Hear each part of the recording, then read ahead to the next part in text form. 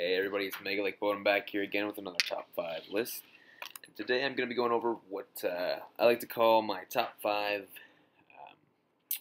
best finishers, or top 5 just finishers in general. These are those creatures that decks run towards the late game that are really going to give you the advantage towards late game. And when they come down, they sort of create a board state that's going to allow you to win. Basically, another word would be win conditions. These are the top 5 win conditions, top 5 finishers. I'm going to go over my picks 5 that I believe, in my particular order, to be the best finishers in the current game right now, in the current meta, and we'll just go from there. I'm going to start with my number 5 pick, which is fitting because it is a 5-drop. I'm going to say Blinder Beetle Prime is number 5 on the list. Blinder Beetle Prime, of course, is that Enforcer Evolution Double Breaker with his Pulse Wave ability. When this creature enters the battle zone, whenever it attacks, tap target enemy creature. So right there, sort of sets up a board state for a win. Aggressive decks play Blinder Beetle Prime as their finisher. I've seen it played in the Light Water Nature as a finisher. Mono Light, of course, it's running rampant in there. Even a Light Fire build with running Blinder Beetle Prime would be a great finisher. Even in some Light Water Dark Tempo decks that run the Tar Gusher over the, or some of the other picks would run the Blinder Beetle Prime because it can evolve on the Tar Gusher. I've also seen it teched into, there was the Haven Controls that it got teched into at some point. Use it to evolve on top of the blockers, turning those blockers into an aggressive finisher that could either come across, swing at something like a Lyra, or take down a Sword Horde or something like that. So Blinder Beetle Prime definitely deserves a spot on top 5 finishers because Blinder Beetle Prime is a finisher in a lot of aggro decks. After Blinder Beetle Prime, we're really going to move into more of a control sort of field here. Control decks are the decks that usually tend to use more finishers, more win conditions than aggro. Aggro, from the get-go, you're pushing for game, whereas control, you're going to control the field, remove your opponent's creatures and their threats, and then you're going to play your own threats. So I'm going to go with number 4. I'm going to say Queen Kalima. I'm sure some of you guys saw her on my top 5 mass removal. And of course, she is a great finisher, great win condition. But Queen Kalima right now really is only a viable win condition in Kalima control. You don't see a lot of other decks splashing Queen Kalima because, you know, it's just too difficult to pull off those 3 darks. So you want to maximize her Gaze into the Abyss ability and get those 3 darks off the top, forcing your opponent to banish those 3 creatures. Of course, she's a triple breaker. She's also got that reanimate ability, which when she attacks allows you to choose a creature in your discard pile and return it to your hand. So it's got some recursion there, and Queen Kalima based decks definitely take effect of that alongside of the Darkness Monarch ability, because the Queen Kalima decks really do run a crazy amount of dark cards. There's only maybe 5 to 7 or so that could whiff in a particular Kalima build. So Queen Kalima as a finisher in Kalima control build, definitely. I don't see it being used too much outside of that, maybe as a teched in one here or there. We'll see how the meta changes after Standard is introduced, but I still think she's going to be best in a deck centered around her. Number 3, this might be controversial, but I throw Andromeda the Citadel at number 3. I can't, begin to describe how many games people have won because of Andromeda. It's just played in a crazy amount of decks, and Andromeda has consistently been in top decks in tournaments. I mean, it's viable in Dragons because you can get him out with the Birds or Herald. It's viable in Light Water Nature Tempo. To some extent, Light Water Dark Tempo uses it as a finisher for sure, alongside my number 2 pick. And even the new Pile, I guess Pile is sort of the new fad that's coming out now, where you basically take a bunch of cards that are just great in the meta right now and fit them into a deck. Andromeda, of course, is in there because, well, it's Andromeda. It's a chase card right now. Once Standard's out, we'll see how big the open format gets, and it still might just be a chase card in there as well. It's big in control decks. Control decks, really, this is where I think Andromeda really shines. In a meta where you're going to face stuff like Blinder Beetle Prime and other aggressive decks like that, Andromeda allows you to, hey, you know what, if I can get to turn 9, I can drop Andromeda, use the Fortress of Light ability to get 2 new shields, and then the Awestrike ability comes in, and my opponent's forced to tap another creature every time he wants to attack. So Andromeda still extremely viable. It's going to be viable until Standard comes, and then even then in the open format, if it's not limited, it's still going to be extremely viable. But like I said, Andromeda, to me, is a finisher in sorts, but to me, I think it's sort of a mid-range finisher. I mean, I would want to go Andromeda, turn 9, and then drop another threat after Andromeda to seal the game, because Andromeda is going to stall you. That's where she really comes into effect, is that stalling ability with the getting 2 new shields, and then forcing your opponent to tap another creature every time they want to attack.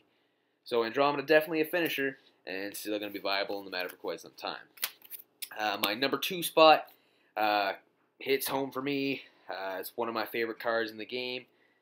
Squalache Scourge. Now, Squalache Scourge, I know you've seen him talked about, alluded to on some of my other builds, or some of my other lists, rather, and I do run him in one of my favorite decks.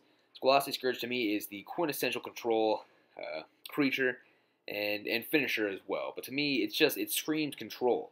It's a 9-drop Water Darkness Leviathan Chimera with a double breaker ability, but then it's got that Mind Crush. When this creature enters the battle zone, each player discards his or her hand. It's a Skull Shatter, essentially. Skull Shatter that hits both, and it's a body.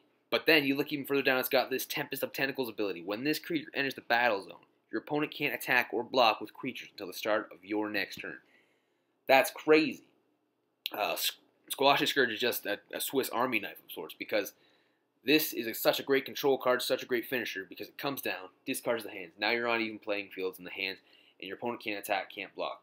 This allows you to get over all their blockers, and your opponent can't swing in for game. So this is, drop Squalache Scourge, you win this turn, or that's it. I mean, Squalache Scourge is the finisher.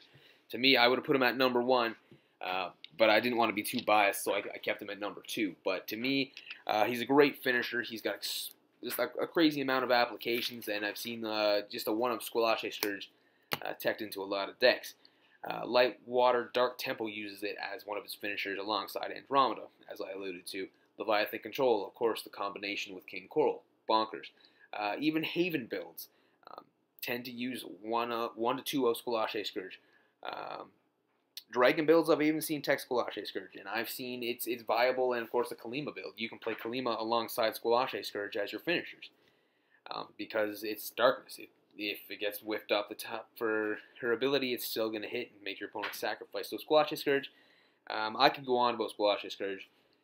When I got back into the game, this is actually one of my first super rares that I actually pulled out of my Clash boxes that I bought, and I was like, wow, that seems really good. Even when I didn't know what the meta was, Squalache Scourge still seemed insanely good. And he's going to be around the meta after Standard takes his grip. I think it's definitely going to be viable, and it's going to keep control in the running. With that being said, control, what I see a lot nowadays is this guy, Eternal Haven, put at the number 1 spot because it is being used as the top finisher right now. Of course, there's those Turbo Haven builds that use the ramp to get Haven out early. There's the Turbo Haven blocker builds that use Panopter, Twilight Archon. I've even seen it in this new pile deck that keeps showing up everywhere. 5/4 Civ pile. Haven is a finisher there, and rightly so. I mean, it's a 10-drop Monarch blocker, triple breaker, but then it's got this blockade. When this creature enters the battle zone, and whenever it attacks, you may draw a card. Then you put a non-evolution creature that is level 9 or less and has blocker from hand into the battle zone. So it's going to help you wall up, or you're going to drop something like a Twilight Archon that could, down the road, get aggressive. So, I mean, thank God it's level 9 or less, or you'd be dropping another Haven with it, which would just be bonkers. So, I mean, right there, you're thinking, oh, Eternal Haven's pretty good. Its power is 15/5. That's pretty sweet. And then you look at this Aura Armor. This creature can't be target of your opponent's spells and abilities. Whoa, whoa, whoa, back the fuck up. This is a 10-drop, triple breaker, blocker, has an ability to put other blockers from your hand and draw you cards, and it's hexproof. That's why Eternal Haven's at number 1 on my list. That hexproof ability with that huge body and great abilities. I didn't even talk about the Light Monarch ability. The fact that it boosts your Andromedas makes it the size of a freaking Haven right there. I mean, your Andromedas go from 11/5 to 15/5. It's the size of a freaking Haven. Power up stuff like Lyra and all your blockers.